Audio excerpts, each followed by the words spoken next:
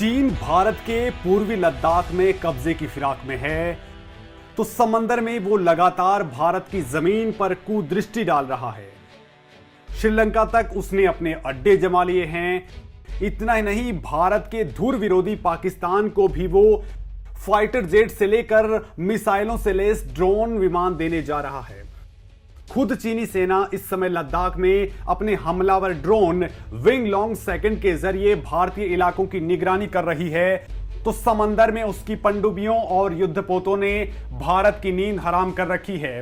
लिहाजा भारत ने तगड़ा पलटवार करते हुए लद्दाख में जहां इजरायल के ड्रोन तैनात करने का फैसला किया है, तो हिंद महासागर में अब अमेरिका के सबसे खतरनाक लड़ाके को उतारने का प्लान तैयार हो चुका है।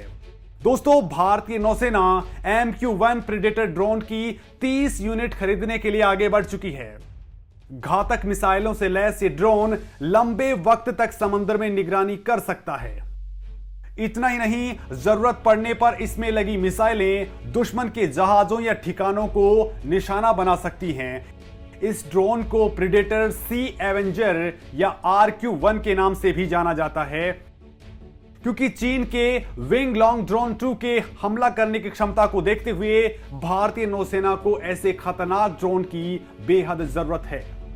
समंदर का माहिर शिकारी है प्रेडेटर ड्रोन। दोस्तों, अमेरिका के प्रेडेटर सी एवेंजर में टर्बोफेन इंजन और स्टेल्थ एयरक्राफ्ट के तमाम फीचर्स हैं। ये अपने टारगेट पर सटीक निशाना लगाता है। भारतीय सेना अभी इजरायल से खरीदे गए ड्रोन्स का इस्तेमाल कर रही है, लेकिन अमेरिका के प्रेडेटर ड्रोन्स फाइटर जेट की रफ्तार से उड़ान भरते हैं।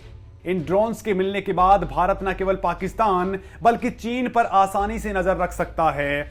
इतना ही नहीं, सर्विलांस सिस्टम के मामले में वो इन दोनों देशों से भी काफी आगे निकल जाएगा। नया प्रेडेटर अपने बेस से उड़ान भरने के बाद 1800 मील यानी 2900 किलोमीटर तक की उड़ान भर सकता है। यानी अगर इसे मध्य भारत के किसी भी एयरबेस से ऑपरेट किया जाए तो यह जम्मू कश्मीर में चीन और पाकिस्तान की सीमा तक निगरानी कर सकता है। यह ड्रोन 50,000 किलोमीटर की ऊंचाई पर 35 घंटे तक लगातार उड़ान भर सकता है। इसके अलावा यह ड्रोन 6,500 पाउंड का पेलोड लेकर उड़ान भर सकता है, यानी एक साथ कई सारी मिसाइलें और हथियार लेकर के जा सकता है। इस ड्रोन को अमेरिकी company general Atomics aeronautical systems ने बनाया है। इस ड्रोन में 115 हॉर्स पावर की ताकत प्रदान करने वाला टर्बोफेन इंजन लगा हुआ है। 8.22 मीटर लंबे और 2.1 मीटर ऊंचे इस ड्रोन के पंखों की चौड़ाई 16.8 मीटर है, यानी काफी लंबा चौड़ा ये ड्रोन है। दोस्तों, 100 गैलन तक की फ्यूल कैपेसिटी होने के कारण इस ड्रोन का फ्लाइट इंड्योरेंस भी काफी कुछ ज्यादा है। ये ड्रोन 204 किलोग्राम की मिसाइलों को लेकर के उड़ान भर सकता है। 2500 फीट से अधिक ऊंचाई पर उड़ने के कारण दुश्मन इस रडार को आसानी से पकड़ भी नहीं पाते हैं।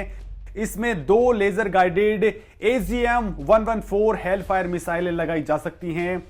इसे ऑपरेट करने के लिए केवल 2 ही लोगों की जरूरत होती है, जिसमें एक पायलट और दूसरा सेंसर ऑपरेटर होता है। दोस्तों, ये दोनों इस ड्रोन के अंदर सवारी नहीं करते हैं, बल्कि ये एयरबेस से ही इसे ऑपरेट करते हैं। फिलहाल अमेरिका के पास ऐसे 150 से ज्यादा ड्रोन उपलब्ध हैं। पाकिस्तान को 48 ड्रोन दे रहा है चीन। दोस्तों, भारत के लिए सबसे बड़ा सिरदर्द है चीन, और चीन का जो सहयोग है वो पाकिस्तान को दिया जा रहा है, तो ये भी भारत के लिए एक बड़ा सिरदर्द है। चीन एक तो खुद लद्दाख में अपने घातक ड्रोन से निगरानी कर रहा है, तो वहीं वो अब पाकिस्तान को भी ये ड्रोन देने जा रहा है। मतलब भारत के लिए दो तरफा खतरा बढ़ा हुआ है। हालांकि चीन दावा कर रहा है कि इससे चीन पाकिस्तान आर्थिक कॉरिडोर और बलूचिस्तान में बन रहे चीनी नौसेना के बेस की सुरक्षा की जा सकेगी। पाकिस्तान अब अपनी एयरफोर्स के लिए चीन के साथ मिलकर ऐसे 48 हमलावर ड्रोन बनाना चाहता है। GJ-2 drone wing long second का मिलिट्री वर्जन है, और माना जाता है कि इस चीनी ड्रोन विमान में 12 हवा से जमीन पर मार करने वाली मिसाइलें लगी होती हैं। इस ड्रोन विमान का लीबिया के गृह युद्ध में इस्तेमाल किया जा रहा है। लेकिन वहां पर यह फ्लॉप रहा है और भारत जिस ड्रोन को खरीदने जा रहा है उसके मुकाबले ये कुछ भी नहीं है। यानी अगर भारत अमेरिकी ड्रोन से लैस हो जाता है तो फिर ना चीन और ना ही पाकिस्तान की ताकत होगी कि वो भारत की ओर निगरानी कर सके।